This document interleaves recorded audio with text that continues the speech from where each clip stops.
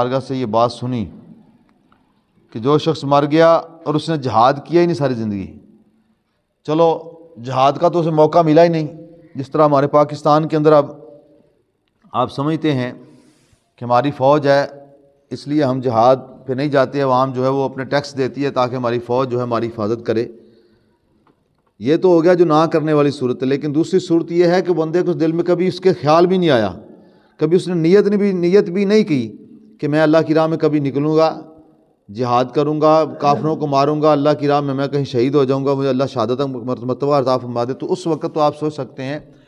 اس کار میں جس نے نیت بھی نہیں کبھی کی، تو اگر وہ مر گیا تو وہ منافقت کی ایک علامت پہ مر گیا، اس کے اندر منافقت والی علامتیں ہوں گی، وہ رولا ہوگا منافقوں والا۔ اس لیے ہم اگر اپنے قدموں کے ساتھ اپنی جان اور مال کے ساتھ نہیں جا سکتے تو کم از کم اپنا مال ضرور ایسے راستے پر لگائیں تاکہ جو جہاد کے ساتھ نیت کرنے کا مطلب ہے تو یہ اس میں ہم کہہ سکیں یا اللہ ہمارے ملک کے اندر حالات تو ایسے ٹھیک تھے، ہماری فوج ماشاءاللہ بڑی جو ہے وہ ایکٹیو ہے، اور فوج ہماری ہے وہ ہر طرح کی جو ہے پریشانی کا سامنا کرنے کی طاقت رکھتی ہے، تو اس طرح اللہ رب پاک نے پھر ہمیں جو مہلت دی ہے تو ہم اس کے لیے پھر یہ کر سکتے ہیں کہ ہم کہیں جہاد کرنے والے لوگ جا رہے ہوں، حق کے راستے پر چلنے والے لوگ جا رہے ہیں تو ان کے لیے خورد و نوش کا سامان، ضرورت کا سامان، جو ان کی چیزیں ضرورت کی چیزیں وہ دے دی جائیں،